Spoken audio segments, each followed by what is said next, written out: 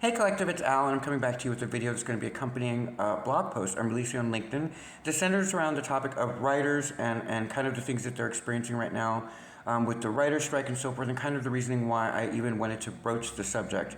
And what essentially happened was that I was actually going to write a piece surrounding the topic of Inception, the movie Inception with Leonardo DiCaprio, and what I wanted to do is really focus on all the layers that we would look at from that movie and the plot line. But what ended up happening is that one of my friends actually just received the Four Agreements yesterday, and that happened to coincide with my having given him the book of the Celestine Prophecy, which I'd given to him like 2 days before, and we started to discuss the alignment and all of the synchronicities that were happening in his life, and I started to realize that, things aren't really accidental, so I went for a walk yesterday, and I happened to pass the writer's strike because I live near Netflix. And so as I passed it, I started to really think about what I was going to be working on for today, which was Inception, and kind of the brilliance behind the writing of it. And because I'd seen the writer's strike and had passed it, I really started to connect the dots and say, okay, well, maybe there's something here that I need to really address, and something that spiritually was kind of coming up to the surface that I wanted to explore, which is where the post ended up coming out. That's why it came out the way it did. It's because essentially it was going to be just the second half of it, which was dealt with Inception and all of the layers to it. But when I was writing it, because of all the synchronicities that have been happening in my own life and that in my friend circles and so forth, that when I had seen the writer's strike, I realized where the story really laid, where it lied. And the truth of it was that it had to do a lot with the way that writers think and kind of the awareness that they bring our consciousness from a subconscious state to a conscious state of looking at things that help us then kind of unpack the world around us in ways that maybe we had never thought of. And the brilliance to that shine, and what a skill set and how rare that is to be one of those people who can grab something from the ethers that somehow helps us evolve as a species and ground it in a really imaginative way that grabs the audience's attention, but that simultaneously introduces us to new ideologies, new theories, and new manners of thinking. And I really, really wanted to explore that a little bit more even after the post was done, because I noticed that I kind of only introduced a snippet of the brilliance behind Inception, or like a movie like Matrix, which we've explored quite, a lot with my post. But what I really wanted to look at was the layers to what creativity can look like. And I was going to then further explore Inception with you guys right now.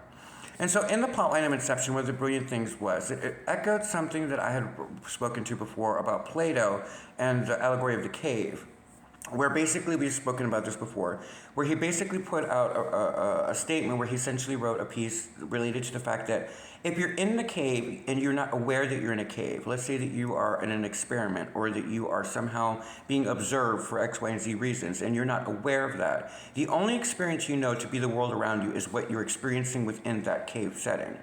And so one of the brilliant things that Inception did is it brought up the question as to, well, who sets the cave? Who sets the scenario, and is it actually something of our own creation or meant to be, or is it possible for people or things or governments or whatever? I mean, that gets really out there, but you know what I mean. It puts a preface there where it basically states, well, who is it that can implant information into us and make us feel that that is our reality, and to make us second guess our intuitive nature and so forth, and make us feel like we're trapped in a specific environment or a specific scenario that we can't escape because of X, Y, and Z. So the question then became, well, through the allegory of the cave, Inception brought about the storyline of, well, who's the one responsible for implanting such scenarios into our collective's mental space? And I thought that was a brilliant place to start, because it has so many layers to the ramifications to what that could mean, right? Because many of us have come to realize that whoever controls the narrative controls the mental space of the collective, right? We believe things to be true because we're told that they're true, and very few of us actually explore externally out of what we're told is or is not. And so living in that matrix-based design, we tend to kind of just not question anything. But movies and well-written scripts and books and anything having to do with the imaginative realm that explores philosophy in a way that grounds it does an amazing job of bringing our awareness into something that is actually a questionable aspect to our lives. And with the plotline of Inception, one of the things that I realized when I went back to look at it in preparation for this post is that while watching it, it reminded me of something that you all have heard a million times, but that you may have not equated the two to mirror each other. And here's what it is. Hello, darkness, my old friend. I've come to talk to you again, because a vision softly creeping left its seed while I was sleeping, and the vision that was planted in my brain still remains. within the sound of silence. Obviously, the lyrics from The Sound of Silence. And so one of the things that I was looking at when I was reviewing this particular post is how symbiotic the two pieces were when you mirror them to each other, and how we have basically been questioning this idea as to how our reality is built, and is it implanted into us to experience certain things either from divine order, or is it by some sort of matrix-based design? And so it really explored our realm of consciousness and our awareness in a way that brought us from a subconscious state slowly into a fully conscious awareness of narration and the narrative, and how fear-mongering can be and all that stuff. And I started to notice that they were like almost pieces, almost foreshadowing of the other, because Sound of Silence came out a long time ago.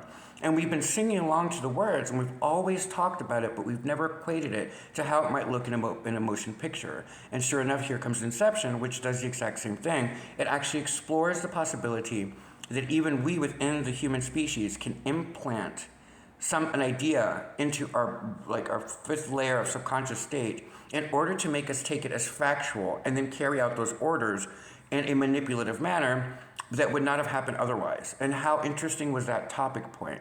And so when I was looking at that and I wanted to talk about it with you all, what I really gained a lot of revelation from is how subtle the conversation piece was within the written word of that script, right? Because the script basically follows Leonardo DiCaprio, and I can't remember the girl's name, but I love her from Juno. But anyway, the point is that it follows these characters who basically are doing a corporate espionage thing. And what they're doing is really underhanded, but what they're essentially trying to do is trying to force somebody to do something that they would not have done otherwise. And I started to really, really think about how layered that messaging was, and how many of us had probably overlooked the severity to what was being implicated as a possibility within its plotline. And then when I equated back to The Sound of Silence, which kept playing in my head, I didn't know why, and then I looked at the lyrics and I realized, oh, it's because they're the same thing. I started to really look at how that spiritually has a lot of relevance to a great many of us who have now literally begun to become awakened, right? To really start questioning everything that we see, and is that really the truth, or is that just a phraseology that's trying to get us to believe something even though that's not true? But if the narrative says it's true, then it must be true, right? Like, so it started to really compact everything in a way where as you started to peel the onion back over and over again, you start to realize the complexity to the plot line. And one of the things I noticed when I was watching it, and the things that I really wanted to bring to your attention with this, is that it came from the writer's mind. It came from a genius person, or maybe a couple of them. I don't know how many people wrote the script, but the point is that they grabbed that from the ethers, because there's truth in that fantasy. There's something that pulls our attention towards the plotline in a very interesting way, where I think I've even heard it in a rap song, where they mentioned that Inception plays with your brain. And so Inception had a really great mark in our subconscious state, and as we start to fully awaken to our full awareness of things around us and question everything, we start to bring all of these pieces together. But one of the things I was looking at when I was reflecting back on this morning was there is a spiritual principle where a lot of different faiths have this belief system where they believe that God is meditating or asleep, and the great creator is then dreaming us. And I started to really look at Inception from the standpoint of not a human experience, but from a creator experience. And I started to move to a macrocosm way instead of being in a microcosmic platform.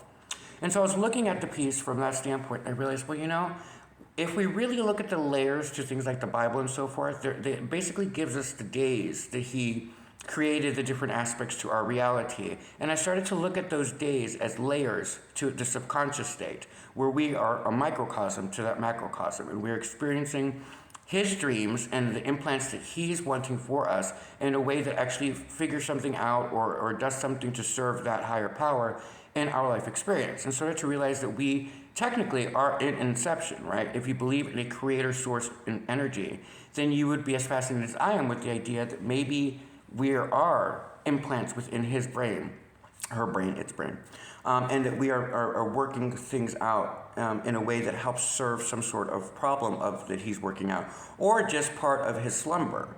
Because a lot of us are starting to realize that, we hear a lot of things about being woke and being awakened, and all of this stuff is now all colliding with each other as we live our day-to-day lives.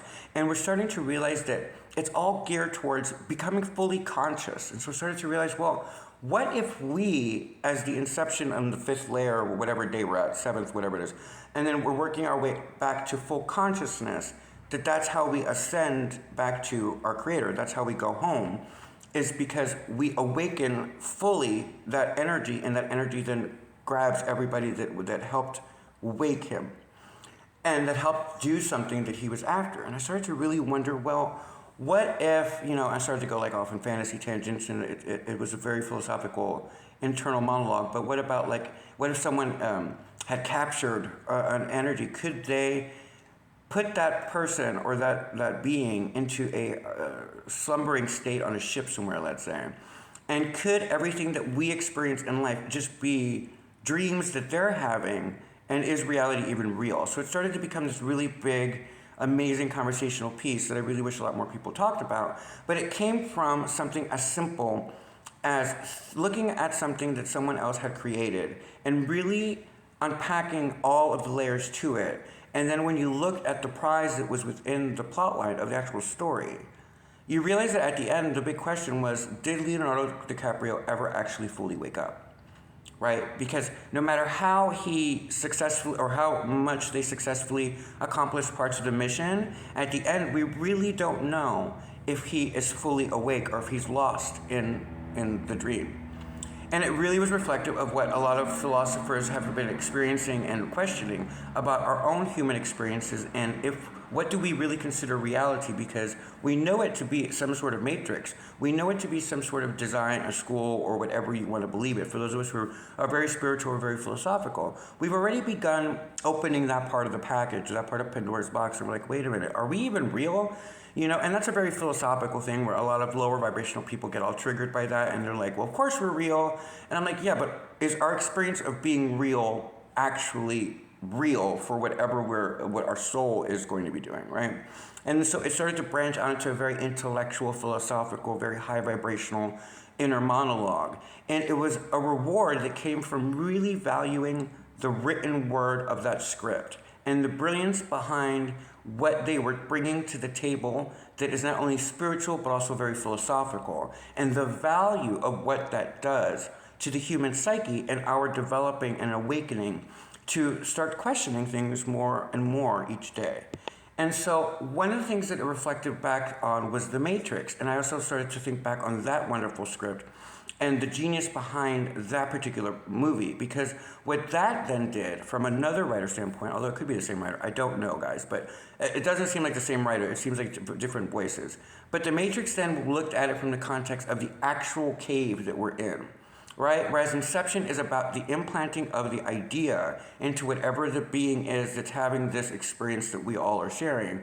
Whatever that implant is, that we are going to slowly maybe figure it out, is basically Inception. But will that then leave us fully aware, or we will still be stuck in the dream, right? Because the only way out of the Matrix is death, right? We live, we die, and then we go home.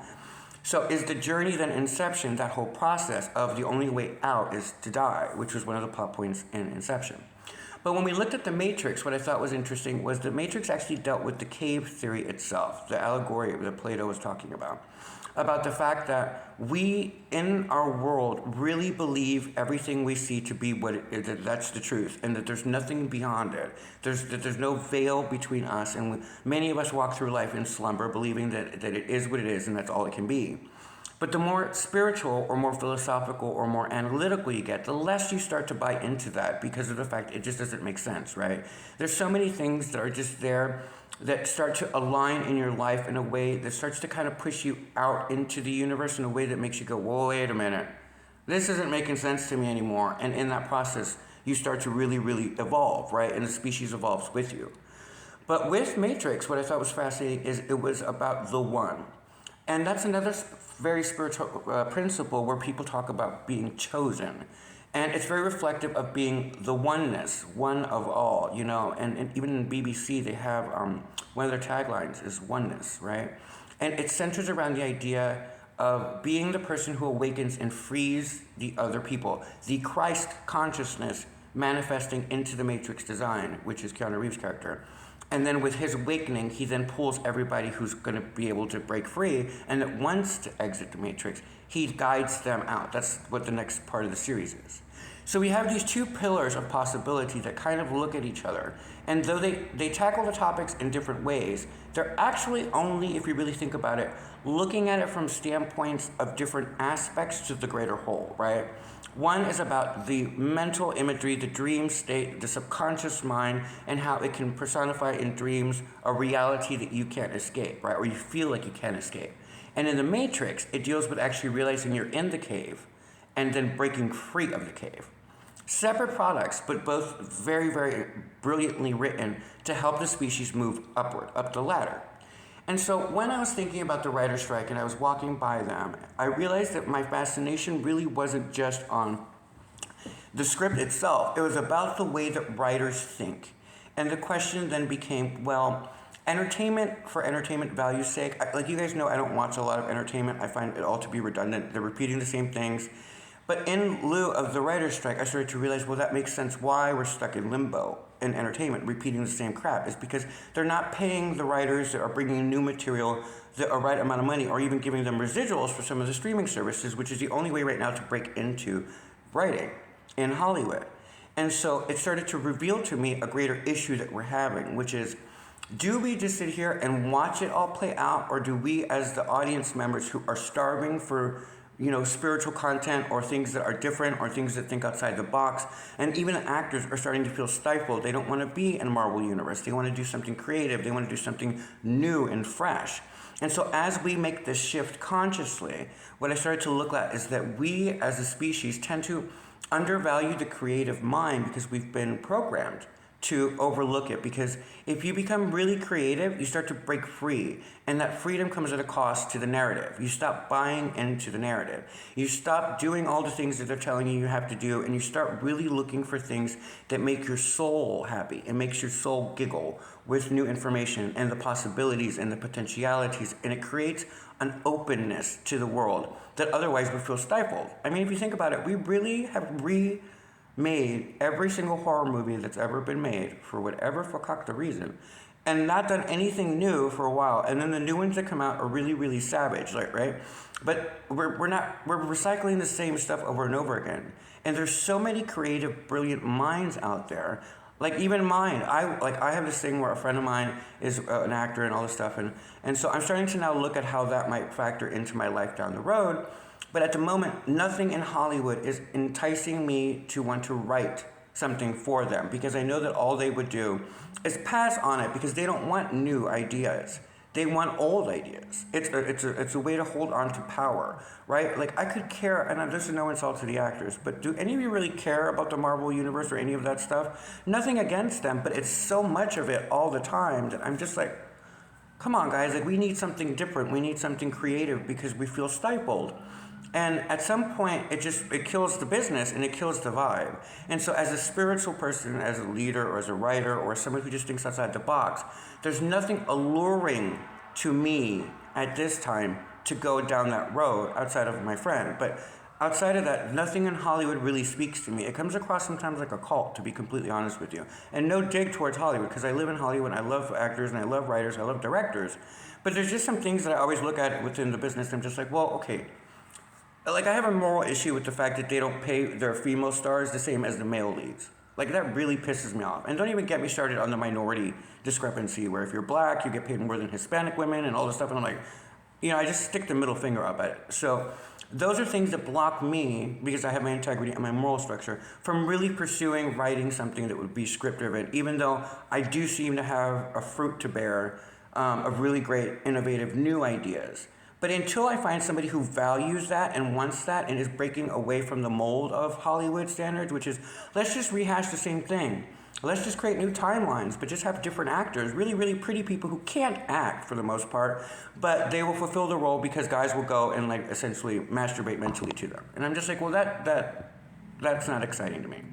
But before this all happened, we had movies like The Matrix and Inception come out. And it's a very interesting timing scenario if you think about it. The fact that those two movies broke a lot of people free of the mental prison they were living in, and helping them then engage the universe around them in a way that makes them not as traditional, but it still allows them to coexist in the world that we live in. But they're just aware of questions, and they're now like on the hunt. And all of these wonderful things are happening to a great many people who are finding these things out and really exploring how pop culture works and how powerful the narrative is in our world, and how we can then better prepare how we interact with it and what we take in as true and what we take in as not true. And so all of that was going on right around the Matrix and Inception, and then suddenly the pandemic hits and we revert backwards. Then we start remaking all the same things over and over again, and everything kind of, this is ultra simplistic, guys. Like, I'm skipping over a lot here, but I'm only doing a video for a certain amount of time. But you understand what I'm saying? So we kind of reverted backwards. And now, they've redone Charlie's Angels. Like, everything that you can remake has been remade. But yet, new content and things that we would love to explore is not there. So the writers that really are trying to break through right now and are on strike and stuff are the writers who are up and coming. And if you want minds like mine, or you want minds of other spiritualists, or you want other new content to come in, we're going to have to engage them in a way that values their service. And just think about how hard it must have been to get The Matrix and Inception off the ground to studios that may have wanted to control the narrative in a different way, which is what they're doing now with the recycling of the same crap. So the people and the brilliant minds behind those two films really set the stage for us as a collective to realize, looking backwards, that a lot of things shifted when our awareness became awakened to what the subtexts were to those two main projects, and the value of what those writers brought to the table, and how that actually reflects on the important need for us to be a little bit more careful with who we choose as our writers for our projects, and who we choose to work with as writers. And how do we then get paid and compensated the right amount of money within an industry that rather just recycle the same old garbage because they know that there's a lower vibrational audience that will just eat it up. But they're neglecting the entire higher evolutionary ladder, who basically has stopped watching movies altogether. And that's also on purpose, possibly, right? Because let's say that you want to control the narrative. Well, you don't want new information, or you don't want people to engage things that are bigger gambles and bigger risks, because you rather just, get the paychecks. So it's a lot easier for them to purposely block new products from coming out in order to keep status quo. Right? I remember I said Hollywood to me is a cult. I know that that's offensive to some of you because I have writer friends and stuff like that. It's not directed at you personally, but it's like, I can only watch the same things over and over again without being like, okay, this is just corrupt. And then people get flipped out and all pissed off about the wrong motivations. And then there's a whole thing about the narrative and stuff like that, and the fear mongering, and you just kind of get disenfranchised with it. But the point is it purposely being done in order to keep the collective stifled and stuck in a place of stagnation where they can't evolve any further because there's no new information coming in? And one of the things with streaming services, it's a great way for new writers to break through, but they don't get residuals. So imagine having your product, something that you created, something out of your brilliant mind, put out into the universe forever, and not getting any residuals for that money when you used to have to get residual checks for everything you did. That's not really ethical, and that's not fair, and that's what they're fighting for. So though the piece became really centered around the writer's mind and the brilliance behind why they need to be paid properly and with residuals and all that stuff, I needed to find two beaming examples of brilliance that shows just how complex it is for writers to get amazing things like Inception and Matrix out. And look at the box offices they had. So we know for a fact that we're being lied to about there not being a big draw for new innovative ideas, because we've seen the biggest two break the box office. So we know that the narrative is trying to keep us small and to not bring anything new in it. And it's going to be up to us as a collective, as peers, as leaders, as conscious leaders, whatever you want to call yourself, as a human being, to make them bring us new content, right? Because one of the things is that the higher vibrational you get, which are many of my readers, the 10,000 plus or whatever, that read it every couple of days. Sorry, I haven't put the air conditioner on, so I'm sweating. Because it makes too much noise.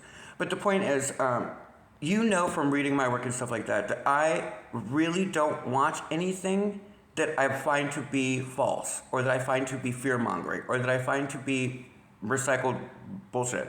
I just don't engage it. And so you guys know that I've basically stepped back from all of entertainment. And so for me, I'm very spiritual, and as a high vibrational person, I'm very conscious of what content I ingest, because I realize that it is a form of manipulation sometimes.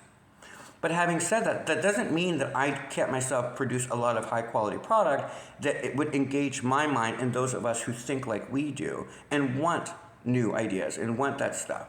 But there's nothing enticing my attention to being part of that process if I know that it's broken.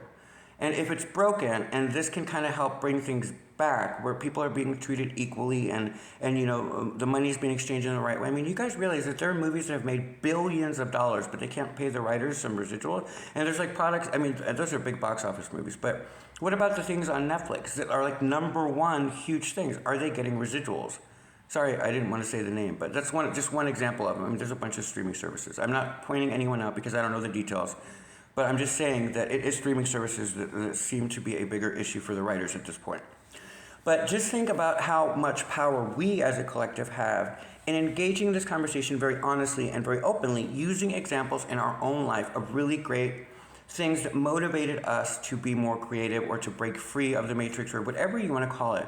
But things that brought us high value came from the minds of individuals who were open to that creative conversation that came to them, and then brought it into physical manifestation through the script, which then brings other collaborative people together who believe in that really well-written script, and then bring that to life with really good casting and really good directing, right, and cinematography and all that stuff. So it takes a village, but it first starts with the acorn.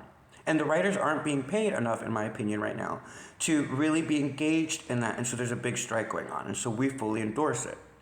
But I wanted to give you examples of why I endorse it and the value that we may not always be conscious of when we take information in through movies, television, and so forth, right? Because a lot of us watch streaming platforms and so forth kind of in a way just to escape our own reality, and sometimes aren't even fully paying attention to what we're watching, especially like if the kids are in the room and they're watching some sort of cartoon or whatever it is. We tend to kind of block out whatever we're listening to in order to get our own stuff done, and we're multitasking. But sometimes we'll catch ourselves watching something and realizing in that moment that we finally fully were conscious of what what our kids are looking at. We realize that that's not the information we want our kids to have. Right? All of a sudden, our awareness is so over here, thinking that everything's okay with the narrative, that we're not paying attention. All of a sudden, something they say or something your kid comes up to you and says suddenly freaks you out because you realize that you haven't been paying attention to what they're watching. And the same is true for us as adults. Sometimes we ingest a lot of information that's really, really super toxic and super negative. I mean, look at reality TV. It's very toxic, and it's all about us looking at other people and going, well, at least we're not them, which doesn't really evolve the species. It de-evolves us, right? Because we're spending all our time ingesting nothing but negativity and hatred and people being assholes and all that stuff and betraying each other. And you're just like, well, you start to become inclined to believe that the world is really like that, forgetting that it's also scripted reality, right? Like, it's all done for drama, and drama sells. But for a great many of us, we don't want that drama anymore. And if we do want the drama, we want to see the person and the character grow out of it and to somehow overcome the adversity, right? Where are those plot lines? We have a lot of superheroes running around saving everyone instead of realizing that we need to save ourselves. Where are those storylines? Where are the faith-based things that aren't dogmatic? Where is the philosophical conversations that leave you, like M. Night Shyamalan, the movie he just did? Let me just preface this. I stopped watching his stuff after that. Sorry, buddy, but that movie you did with the girl in the woods and the scarlet letter or whatever it was on the door, I can't remember the name of the frickin' movie. But I stopped watching his stuff upon that movie because I was just like, this was a waste of my time. It was like watching, no offense to Mr. Shyamalan if he ever sees this, but it was like watching a high school production of something and that you were trying to get funding for the actual movie. Like, that's just my interpretation of it. So I hadn't seen anything of his until I saw The Knock at the Cabin. That is a great movie. That is an amazing movie. I mean, he even got down to the right thing about the 4 horsemen and stuff like that, about they wouldn't be able to kill themselves. Okay, all of that was really good. I'm not going to tell you the rest of the movie because from what I remember from an interview that I saw him do, he doesn't like us blowing the plot line into some things, so I'm not going to tell you anything further about the movie. But if you get an opportunity, that's a really good script, right?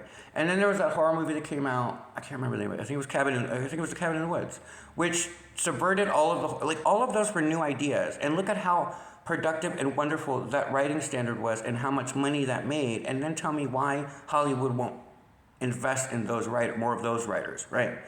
Why do we need to watch the same retelling of the same story over and over again? Oh, well, there's different actors. I don't care. If they were good actors, they wouldn't be doing a remake. They would be doing something original. No offense to those actors. I mean, we all got to pay our bills. So if it pays enough, I guess we would do it. But as a writer, I'm not inclined. Like if somebody handed me it and says, hey, let's remake Black Christmas, which is my favorite horror movie ever, and they produced that blast thing that they produced, I would be, if that was my product, I would yank that and make sure that all of my rights were removed. Like that they could not use my name on that. But having said that, it's a collaborative effort. But that also means that the environment and the people that watch it and the audience that is ingesting this needs to step up and needs to start demanding better, higher quality, new stuff, right? Why only have Inception and Matrix be the beacons for evolution when there's so many other different avenues of storylines and plot lines that can be brought to the forefront of the table by paying the right writers the right amount of money and right relations to what they're producing, right? Boy, that's a lot of right. Yeah, we're gonna leave it. So the more you get what I'm saying though, right? And so what I wanted to basically end this all on, because I know it's going on a little bit long and I feel like I'm running on a tangent here, but what I basically wanted to say is that you yourself are incredibly creative. And so there are things that you want to see in the world, that there are writers and vessels who are the vessels for that information that will bring that product to you, but you need to demand it. And you need to use reference points like Inception or Matrix that really did great things for humanity in making us feel more in control of our environment by surrendering to the idea that we're on a matrix. Well, but then the question that most of us have is, well, what does that mean for us? And now we're in a new phase of development where we're trying to figure out what this means. What happens when you realize you're in a matrix? Do you ever get freed of the matrix without having to die? With Inception, is it possible for a narrative to manipulate us into believing things to be true even though they're not true? And if so, how do we then break free from it like they did in Inception? And if we do break free, do we just end up in the same dream structure if we are indeed in the inception of the creator? Right? Like it's a bunch of questions that help us as a species in our philosophy, in our minds, expand beyond what we're possibly capable of thinking about. And it messes with our head long enough for our brains and our soul to interact with each other and go, yeah, bet you never thought of that. That took you by surprise, didn't it? Well, what else is out there that we should be looking at? It shouldn't be lost on you guys. I spend a lot of time looking at letting my algorithm bring me information randomly, because again, like I said, I started this all off by telling you that I read the Celestine Prophecy and I just handed it to my friend Jaybird, and right after he had gotten, or right before he got the 4 agreements, which was all perfectly timed and aligned. So for me, I believe in a lot of alignment. So sometimes I will say things into the universe like a hippie, and I will say to the universe and ask a question, and lo and behold, I will just know that in my algorithm somehow something relating or answering the question that I just posed to the universe will be there. That's faith. That's just my faith and a higher whatever. But I don't named puppy, and I allow my brain to explore different houses of faith, different philosophies, different writers, different things. But notice that all of it comes through the written word. The written word is the most powerful thing that we have. It allows us to convey everything that we want into the universe and to create entire worlds, planets, experiences, reflections of the past. I mean, it lets us do everything that animals and every other creature on the planet seemingly can't do. We are microcosms of the great creator, creating realities within a reality. And so there's an immense amount of power there. So we as a collective need to regain our empowerment and start to demand from Hollywood that the writers be paid equally, that the actresses get paid the same amount of money as the guys, because to be honest with you guys, let's face it, most of us don't go to see movies because of the guys. Honestly, even as a gay man, I have never... Nope, never. I've never gone to a movie because the male character was in it. I've gone to the movie to see the females because they're the ones who cry, they bring emotion, they understand that. They're not just some asshole archetypes that stand in front of it. I mean, lately I've been watching Pascal but he has a natural energy to him that doesn't seem forced. So for me, it's almost like going to see a genuine situation happen. So I find that to have higher value. But he's the only male actor, and no offense to the other ones. But just, you used to do a lot of products that would bring me out to the theaters, but it's never really been the male. It's always been the female lead that usually draws the most audience, even though the narrative wants us to believe that it's the male. I mean, if you're going to go see an action-adventure movie, I guess that's true, but I've seen some really amazing female lead things that did a lot better in the box office. But let me get off my tangent here. The point is, We're the only species that we know of that has the creative means to bring the word, whatever that is, from a higher source and ground it into our world by projecting and personifying new worlds, new realities, new questions, new philosophies, new things that help the species move upward in evolution instead of de-evolving. And right now, entertainment seems to be at a plateau where they're fighting amongst themselves. Some of them just want to keep the same checks coming in over and over again, releasing the same crap over and over again, hoping that nothing new or creative ever comes through. Because the moment that something new comes in, like Inception or Matrix, it'll blow them out of the water once and for all. We know that. Because there's only so much of the universes that they've created with the action heroes where you just start to go, well, this is the same plot line as the other one, only with different people. And that boredom stifles the collective. It stifles our creativity because a lot of people don't read anymore. They've turned their attention towards, well, the only thing they read are tweets, or they only read like little snippets because we've been trained to have a very short attention span at this point. But we don't really have a lot of time to really invest in movies or plot lines and stuff. So like streaming services seem to be geared towards solving that scenario because you don't really have to pay a lot of attention to it. It's not like, I'm not going to insult them because there's a lot of good product out there, but I'm a little miffed that they're not paying the writers the residuals. But let's just say that it's an easier platform to get lower budget things done in a quick succession without having to pay the actors or the people a lot of money. And so I just noticed that it's kind of stifling the collective into basically regurgitating the same crap over and over again. Because you don't really expect to have an Oscar-worthy movie on one of the streaming services. Why not? If you can bring new product and pay your writers right, then why not have new great creative ideas brought to your streaming service to elevate it instead of keeping the entire collective stuck in this place of like, well, let's remake Texas Chainsaw Massacre again. There's only so much that you can do before the collective just completely tunes out. And so what we need to do is re-engage ourselves and what it is that we're ingesting, because we're at a point and a crossroads where as a collective, we're starting to really, really become conscious of just how manipulative things are and just how corrupt a little of the things can be, and maybe finding ourselves in a state where we have to make a decision where we're going to stand for something greater, right? And one of the greatest things that you can do with that is to pull back on certain services and certain things in order to not support that hypocritical behavior, or you can just be more conscious of gravitating towards new ideas, new writers, new actors, stuff like that, to bring in fresh new blood that kind of turns the tide. But at the end of the day, remember that writers, whether they're philosophers, whether they're bloggers, whether they're script writers, whether they're book writers, whatever they are, bring all of the information that is meant to come to us and help us evolve manifests through writers. It manifests through their brain being receptive to new information and then grounding that information either in a book, a script, a movie, or whatever or play or whatever, or even song. I mean, if you think of some of the best lyricists in the world, look at The Sound of Silence. That was long before Inception ever came in, but they're talking about the same thing. They're talking about the question of, is our experience implanted and projected into our world from the back of our brain forward, acting like the eyes are the projectors? So are we then creating within the dream our own realities, which is an even deeper spiritual conversation? But notice that these are all seeds found within different plot lines from different writers' imaginations that help us start to piece together the puzzle. And as we do that, we uplift ourselves and we start to become more engaged with the world around us.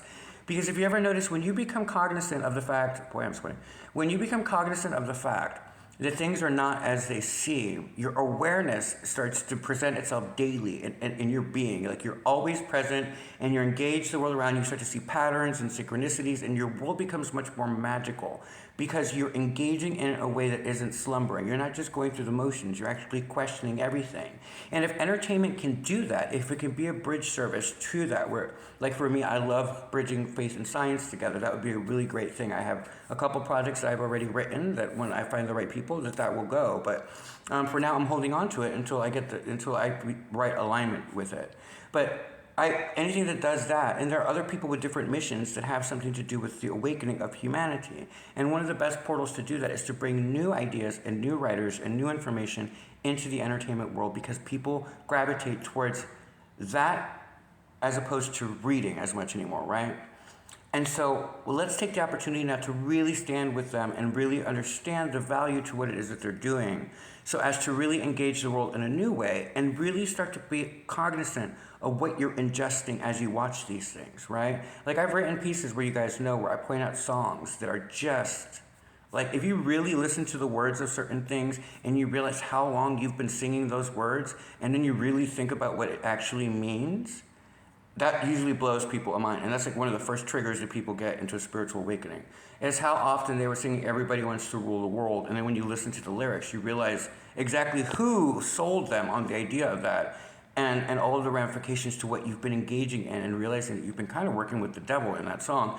And that is a big epiphany. Not that the song itself is great, but when you listen to things and you're cognizant and you're conscious and you're fully aware and you're in that moment, you actually are able to process everything that you're exposed to. And the moment you do that, it starts to awaken you to other things. And you start to realize, oh shit, I probably wasn't supposed to be singing to this song. I'm a man of faith, and I don't, this is, all of the false promises, and we'll find you on good behavior, and then you'll turn your back on Mother Nature. I mean, that's the lyric in the song. And people were like, when I pointed it out, they're like, I never thought about that. I'm like, you heard it. I heard it. And so when you listen to all of that stuff, remember that writing is an incredibly important source of information for people. And the people who possess the ability to ground new ideas and new philosophies and connect and bridge things together are super valuable to us at this point in our journey, because we're either going to evolve or de-evolve. Inception Matrix helps the species evolve. Remaking the same crap over and over again, expecting different results, is not helping us evolve. It's just getting us stuck, and it's disengaging us, and we're getting stuck in streaming services that sometimes don't, if you notice, some of them don't even have spiritual portals. There's no spiritual content. There's no faith-based stuff outside of dogmatic stuff. So there's not a lot of they pretend like there's not a lot of interest, because the people who would be interested in it aren't engaging in them. Why would they bother? They're going to save their money and do something else. So don't ever believe the narrative saying that there's not an audience for it. It's just the audience has learned to just forget them and just doesn't even engage it. And so, we don't do their surveys, we don't do any of that. So we're not being counted. They're just assuming that no one's interested. But when you bring good product to the world, then there's no need to do, I'll give you a perfect example. Here in LA, they do this thing during award season, where they billboard every possible location on planet Earth, selling their product, whatever movie, TV show, whatever it is, instead of letting their product speak for itself and letting the actors win the awards of their own accord.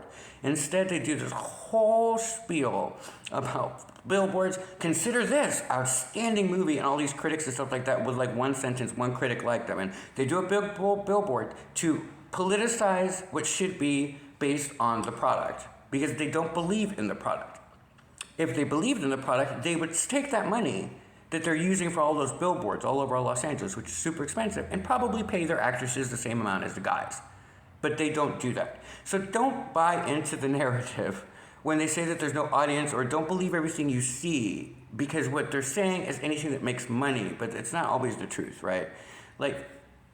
Not to mention Monique's name, but she made a very good point when she won the Oscar. She's like, thank you for giving her the award for her acting and not for the political drama.